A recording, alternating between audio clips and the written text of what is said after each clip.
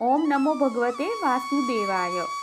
श्रीमद् भागवत महापुराण 8મો સ્કંદ 20મો અધ્યાય। ભગવાન વામનજીએ વિરાટ રૂપ થઈને 2 જ ચરણમાં પૃથ્વી અને સ્વર્ગ માપી લેવા। શ્રી સુખદેવજી કહે છે, હે રાજન, જ્યારે કુળ ગુરુ શુક્રાચાર્યજીએ આ પ્રમાણે કહ્યું ત્યારે આદર્શ ગૃહસ્થ રાજા બલિએ એક ક્ષણ માટે મૌન રહ્યા પછી અત્યંત વિનયપૂર્વક અને સાવધાનીથી શુક્રાચાર્યજીને આ પ્રમાણે કહ્યું। રાજા બલિએ કહ્યું, હે ભગવાન, તમે કહ્યું એ સાચું છે। ગૃહસ્થાશ્રમમાં રહેનારાઓ માટે એ જ ધર્મ છે કે જેનાથી અર્થ, કામ, યશ અને આજીવિકાની પ્રાપ્તિમાં ક્યારેય કોઈ રીતે અવરોધ ઊભો ન થાય। પરંતુ ગુરુદેવ, હું પ્રહલાદજીનો પૌત્ર છું અને દાન કરવાની એકવાર પ્રતિજ્ઞા કરી ચૂક્યો છું, તો હવે ધનના લોભને લીધે એક ઠગની જેમ હું આ બ્રાહ્મણને કેવી રીતે કહી શકું કે હું તમને દાન નહીં આપું? આ પૃથ્વીએ કહેલું છે કે અસત્ય કરતાં મોટો અધર્મ બીજો કોઈ નથી। હું બધું જ સહી લેવાને સમર્થ છું, પણ અસત્ય બોલનારા મનુષ્યનો ભાર હું સહી શકતી નથી। હું નરકથી, દરિદ્રતાથી, દુઃખના સમુદ્રથી, પોતાના રાજ્યના વિનાશથી અને મૃત્યુથી પણ એટલો બીતો નથી કે જેટલો બ્રાહ્મણ આગળ પ્રતિજ્ઞા કર્યા પછી તેને દગો દેવાથી બીવું છું। આ સંસારમાં મરી ગયા પછી ધન વગેરે જે વસ્તુઓ સાથ છોડી દે છે તેમના વડે દાન વગેરેથી જો બ્રાહ્મણોને પણ સંતોષ ન આપી શકાય તો તેમના ત્યાગનો લાભ શું છે? દધીચી, શિબી વગેરે મહાપુરુષોએ પોતાના પરમ પ્રિય દુસ્ત્યજ પ્રાણોનું દાન કરીને પણ પ્રાણીઓનું કલ્યાણ જ કર્યું છે, તો પછી પૃથ્વી વગેરે વસ્તુઓનું દાન આપવામાં વિચારવાની જરૂર જ શી છે? હે બ્રહ્મન, પહેલાના યુગમાં મોટા મોટા દૈત્યરાજોએ આ પૃથ્વીનો ઉપભોગ કર્યો છે। પૃથ્વી પર તેમનો પ્રતિકાર કરનાર કોઈ ન હતો। તેમના લોક અને પરલોકને તો કાળ ભરખી ગયો છે, પરંતુ તેમનો યશ અત્યારે જેમનો તેમ કાયમ છે। હે ગુરુદેવ, સંસારમાં એવા લોકો ઘણા છે કે જેઓ યુદ્ધમાં પીઠ ન બતાવતા પોતાના પ્રાણોની બલિ ચડાવી દે છે, પરંતુ એવા લોકો ઘણા દુર્લભ છે કે જેઓ સુપાત્ર આવી મળતા શ્રદ્ધા સહિત ધનનું દાન કરે। હે ગુરુદેવ, જો ઉદાર અને કરુણાશીલ મનુષ્ય અપાત્ર યાચકની કામના પૂરી કરીને દુર્ગતિ ભોગવે તો તે દુર્ગતિ પણ તેને માટે શોભાસ્પદ છે। જ્યારે આ બટુક પણ તમારા જેવા બ્રહ્મવેતા જ છે, તો પછી તમારા જેવા બ્રહ્મવેતાને દાન કરવાથી દુઃખ પ્રાપ્ત થાય તો એ તો વધુ શોભાસ્પદ છે। તેથી હું આ બટુક બ્રહ્મચારીની કામના અવશ્ય પૂરી કરીશ। હે મહર્ષિ, વેદ વિધિના જ્ઞાતા તમે લોકો અત્યંત આદરપૂર્વક યજ્ઞ, યાગ વગેરે વડે જેમની આરાધના કરો છો તે વરદાતા વિષ્ણુ જ આ રૂપમાં આવ્યા છે, ત્યારે તેમની ઈચ્છા અનુસાર તેમને પૃથ્વીનું દાન કરીશ। મારાથી અપરાધ નહીં થવા છતાં પણ જો એ મને અધર્મપૂર્વક બાંધી લેશે તો પણ હું એમનો વિરોધ કરીશ નહીં, કારણ કે મારા શત્રુ હોવા છતાં પણ ભયભીત થઈને એમણે બ્રાહ્મણનું શરીર ધારણ કર્યું છે।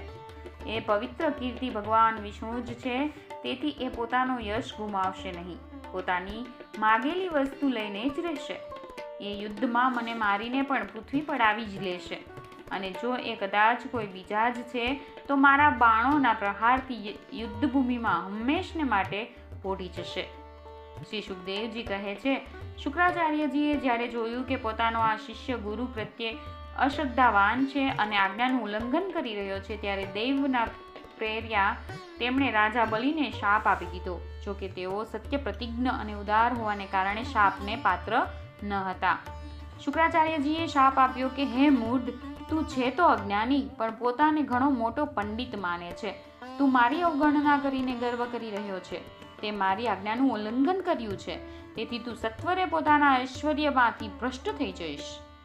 રાજા બલિ મોટા મહાત્મા હતા। પોતાના ગુરુએ શાપ આપ્યો છતાં પણ તેઓ ચલિત થયા નહીં। તેમણે વામન ભગવાનની વિધિપૂર્વક પૂજા કરી અને હાથમાં જળ લઈને 3 ચરણ ભૂમિનું દાન કરવાનો સંકલ્પ કરી દીધો। તે જ સમયે રાજા બલિના પત્ની વિંધ્યાવલી, કે જે મોતીના ઘરેણાથી સુસજ્જ હતા, તે ત્યાં આવ્યા। તેમણે વામન ભગવાનના ચરણો પખાળવા માટે જળથી ભરેલો સોનાનો કળશ પોતાના હાથે લાવીને આપ્યો। બલિએ પોતે જ ઘણા આનંદ સાથે ભગવાનના સુંદર સુંદર બંને ચરણો પખાળ્યા અને તેમના ચરણોનું તે વિશ્વ પાવન જળ પોતાના મસ્તક પર પધરાવ્યું। તે સમયે આકાશમાં ઉપસ્થિત દેવો, ગંધર્વો, વિદ્યાધરો, સિદ્ધો, ચારણો બધા જ રાજા બલિના અલૌકિક કાર્યની અને નિખાલસતાની પ્રશંસા કરતા કરતા અતિ આનંદપૂર્વક તેમના ઉપર દિવ્ય પુષ્પોની વૃષ્ટિ કરવા લાગ્યા. એક સામટા જ હજારો નગારા વારંવાર વાગવા લાગ્યા. ગંધર્વો, કિમપુરુષો અને કિન્નરો ગાવા લાગ્યા, અહો ધન્ય છે આ ઉદાર શિરોમણી બલિએ એવું કાર્ય કરી બતાવ્યું કે જે કરવું બીજાઓ માટે અત્યંત દુષ્કર છે. જુઓ તો ખરા, આપણે જાણી જોઈને પોતાના શત્રુને ત્રણેય લોકનું દાન આપી દીધું. આ જ સમયે એક ઘણી અદ્ભુત ઘટના બની.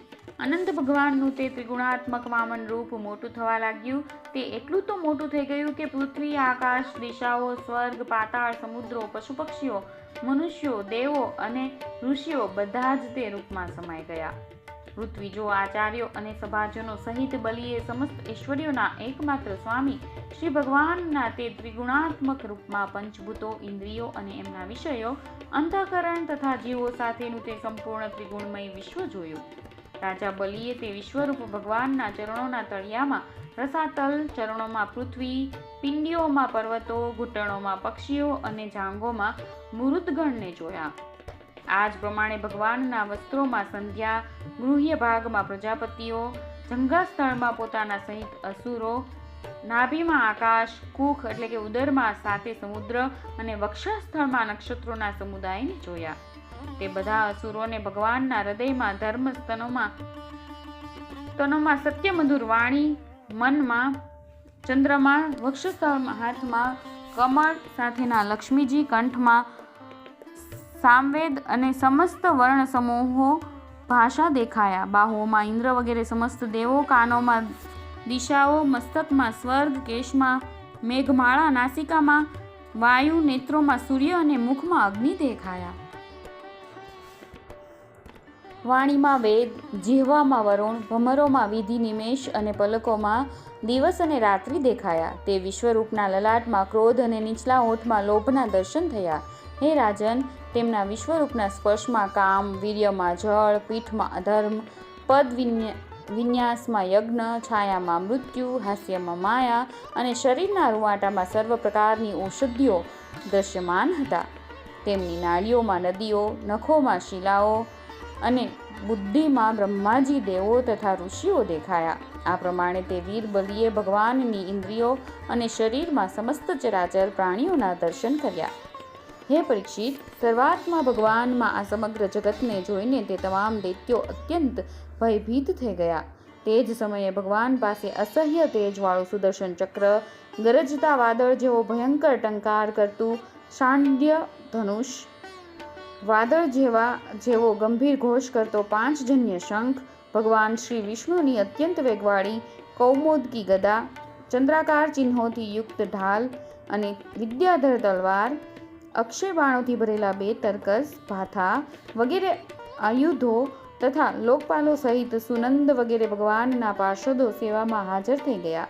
તે સમયે ભગવાનની શોભામાં અભિવૃદ્ધિ થઈ. તેમના મસ્તક પર મુગટ, બાહુઓમાં બાજુબંધ, કાનોમાં મકરાકાર કુંડલ, વક્ષસ્થળ પર શ્રી વત્સલાંછન, ગળામાં કૌસ્તુભમણિ, કમરમાં મેખલા અને ખભા પર પિતાંબર શોભી રહ્યા હતા. તેમણે 5 પ્રકારના પુષ્પોની બનેલી વનમાળા ધારણ કરેલી હતી કે જેના પર મધના લોભી ભમરા ગુંજારવ કરી રહ્યા હતા.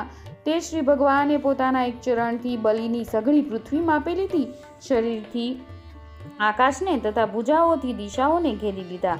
બીજા ચરણથી તેમણે સ્વર્ગને પણ માપી લીધું. પોતાનું ત્રીજું ચરણ મૂકવા માટે બલિની જરા જેટલી પણ કોઈ વસ્તુ બાકી બચી નહીં.